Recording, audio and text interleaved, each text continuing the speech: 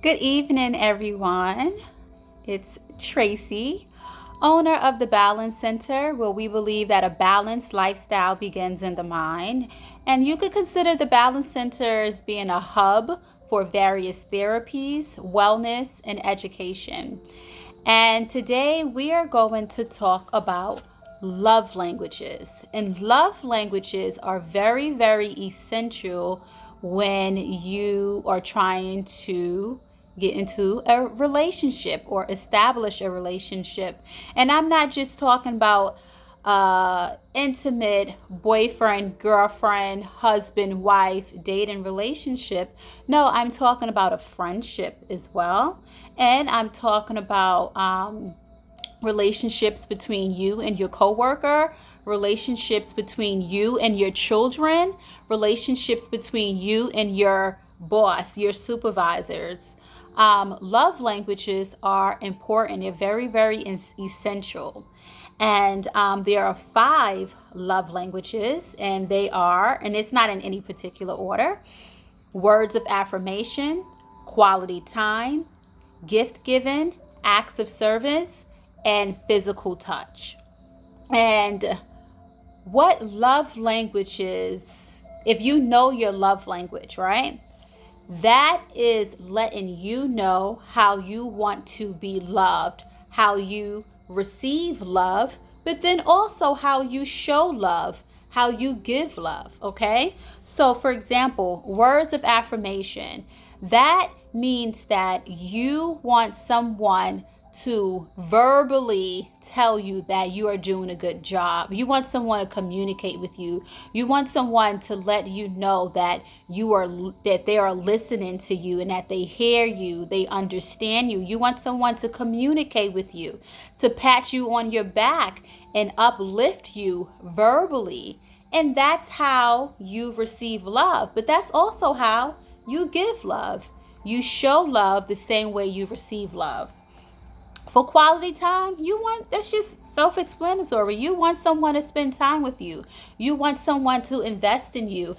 And it doesn't have to be them sitting next to you all the time and communicating with you. No, it could be someone spending time with you over the phone, right? Or spending time with you, text messaging you. That's letting you know that that person values you, right? And that person wants to spend time with you. They are carving out time in their schedule to attend to you, whether it's over the phone or whether it's face to face. You want quality time. That's how you want someone to show you that they love you.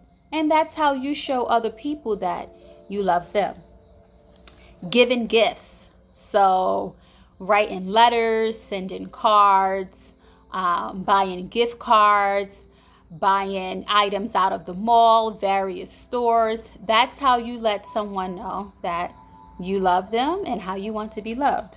Acts of service, you know, cleaning up around the house, doing the dishes, taking out the trash, cleaning the inside of someone's car, taking their car to the car wash, like all of these different small acts of service, community service, going above and beyond to provide a service for someone that you love. Physical touch, and it doesn't always mean sex. It means giving a hug, someone kissing you on a cheek, holding hands, or someone like just caressing your head or placing your head on someone's shoulder or someone's chest. Those are all examples of physical touch. And these love languages was created by a doctor, I think he's a psychologist, I believe, named Gary Chapman. And he actually wrote a book about the 5 love languages back in 1992.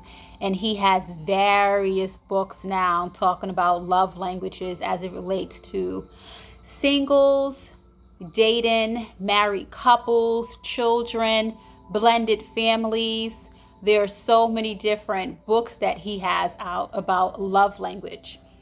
What I recommend you all do is to take a love language quiz to find out what your love language is. And that will give you more insight and understanding into who you are and how you want to interact with someone else when you are in a relationship with them. And it doesn't matter what kind of relationship it is. And it will also help you to be able to better express yourself, express your needs when you are communicating with someone, letting that person know, well, this is what I want. This is what I desire out of our friendship, right? Out of our co-working relationship. This is how I want to be supported. This is how I feel valued and uplifted. This is how I want to be loved and appreciated in our courtship or in our marriage, or even when you're dating and forming that person. Well, dating is kind of different, but I guess if you all are dating to be exclusive, intentionally dating, then communicate your need. Communicate, how you would like to interact with this person. If you are a person who really wants quality time and you want physical touch, you may not be so big on texting and you want to really interact with that person face to face.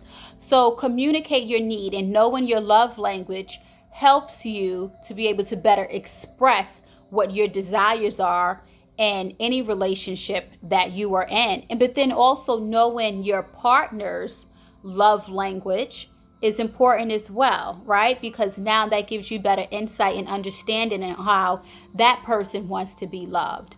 And if you are a parent, knowing your child's love language is important as well, because if you have multiple children, all of them are different individuals and all of them are going to have different love languages. So your oldest child, her love language may be quality time, where she wants to spend time with you. She wants to be in your presence. And one of your other children, his love language may be words of affirmation.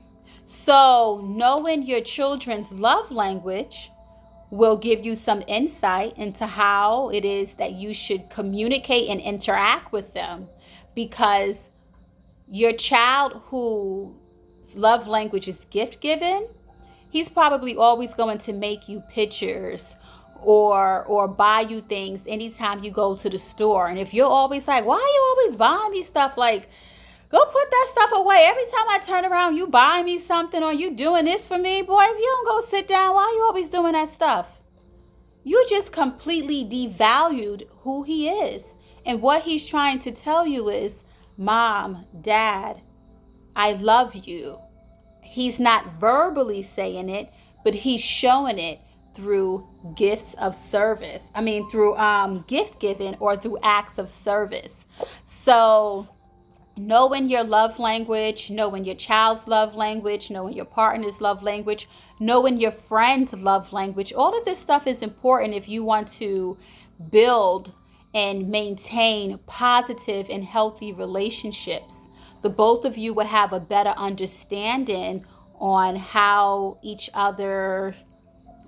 two of you want to be loved, how the two of you communicate, and how the two of you should value each other's presence and just, overall, person. Like, how should I value you, and how should you value me? How should I love you? How should I express my gratitude and show appreciation? So all of that stuff is important. And if you want to take a love language, you could go to 5lovelanguages.com. So it's the number 5 lovelanguages.com. They have a love language for children, teens, singles, and couples. So yes, I'll see you all on the next video, and have a good night.